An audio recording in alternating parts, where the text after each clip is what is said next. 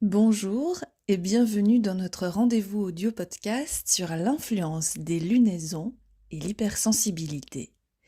Je suis Aline Fridé et depuis 2017, j'accompagne des enfants et des adultes hautement sensibles à sublimer leur hypersensibilité dans mon cabinet Tombé du ciel. Pour cette lunaison particulière, puisque c'est la deuxième nouvelle lune d'avril et qu'il y a une éclipse solaire, je me suis inspirée de 3 astrologues, Pierre Treuil d'Astro Tarot, Jean-Yves Espier et Sandrine d'Astro Bohème. Grâce à leurs compétences d'astrologue, j'affine pour vous mes outils, ma grille de lecture de l'ambiance que vont devoir traverser durant cette période toutes les personnes très sensibles, afin de vous donner des conseils pratiques à mettre en place pour rester le plus serein possible. Entrons dans le vif du sujet. Jeudi 20 avril, la lune sera nouvelle en bélier aux alentours de 6h30 du matin et vers 10h, on entre dans le signe des taureaux. Hyper intéressant, puisque le bélier, un signe de feu, vient comme chauffer la terre des taureaux. Une nouvelle lune est signe de renouvellement, naissance. Et ici, elle est devant le soleil, qui lui aussi vient lui donner de la force, symboliquement. Alors ça veut dire quoi? Nous allons être soutenus dans la projection de nouvelles façons de faire, de nouveaux projets, d'un avancement obligatoire et peut-être un renouveau total. Ça se pourrait que vous ayez senti des envies de changement catégoriques ces temps, de nouveautés. Alors avant cela, on nous rappelle qu'il faut mourir à l'ancien. Donc on a l'aide de Pluton qui vient faire le ménage, détruit tout ce qui n'est pas aligné, donc c'est dense. Et cette nouvelle lune avec Pluton qui est actif, on a à la fois des naissances et des morts simultanées. Donc très remuant. Et le soleil donne l'énergie pour cette série de petites morts et de mises au monde. Les personnes hypersensibles vont donc devoir affronter, si elles en ont, leur peur du changement, de la mort, de mourir. Ça va demander un grand lâcher-prise, une acceptation de « il faut faire différemment » pour être dans la complétude lune, féminin, et soleil, masculin. Mercure, lui, va rétrograder, ou je dirais elle, puisque c'est une planète, juste après la nouvelle lune et permettra de ralentir, de prendre de la distance et selon Pierre Treuil, pour nous, d'être un tout petit peu moins dans la tête, dans le mental, ce qui va soulager tous ceux qui turbinent ces derniers temps et qui ont peut-être des insomnies parce que ça ne s'arrête pas. Ouf, un peu de repos mental. Alors, que faire avec tout ça quand on a une grande sensibilité? Si vous en avez l'occasion, travaillez sur la peur de mourir, de la mort, parce qu'elle peut remonter à la surface, devenir anxiogène et créer des blocages.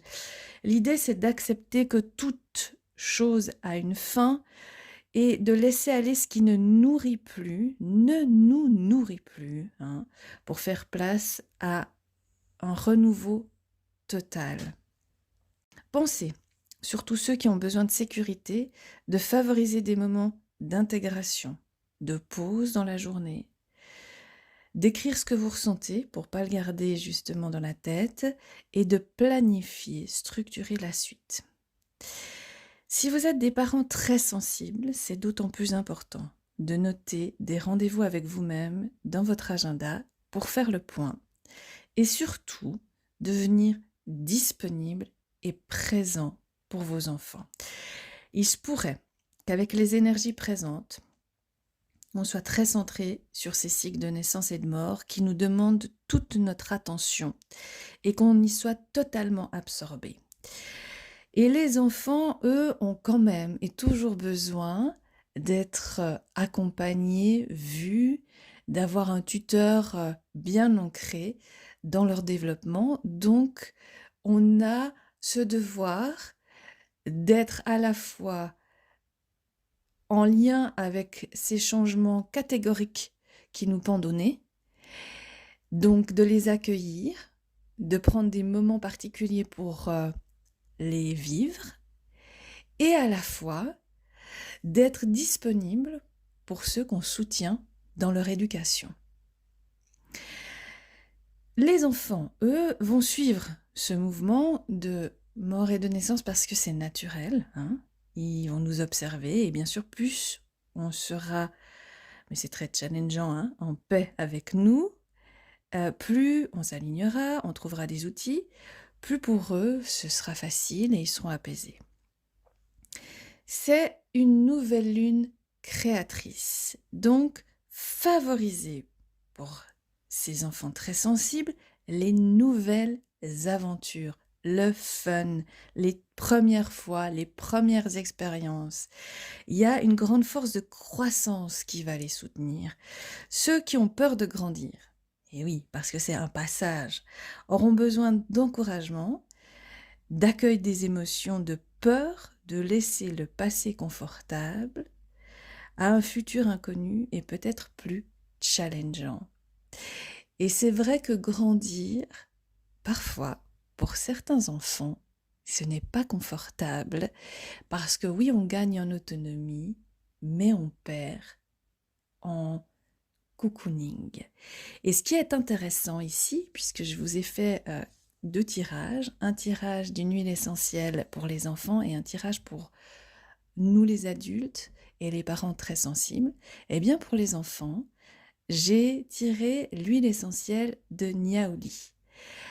Je vous conseille de l'utiliser uniquement en olfacto, donc de respirer 1 ou 2 gouttes sur un mouchoir qui donne l'énergie de l'huile essentielle et également les senteurs et les essences importantes qui donnent des informations au cerveau.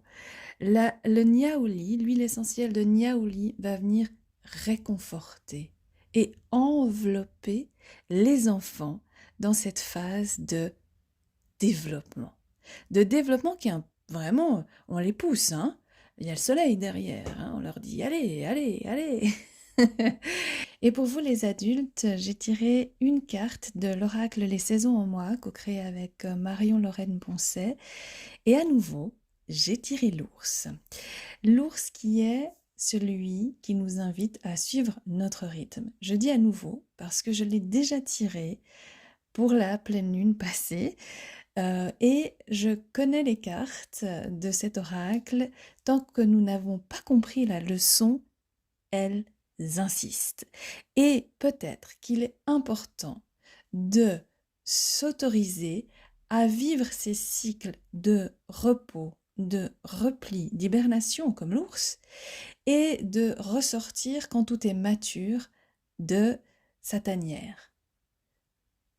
Allez savoir, en tous les cas, le message est à nouveau clair et il insiste, nous avons à suivre notre rythme cyclique de mort et de naissance en s'autorisant des moments de douceur, de retour à soi pour pouvoir mieux grandir, mieux nous développer.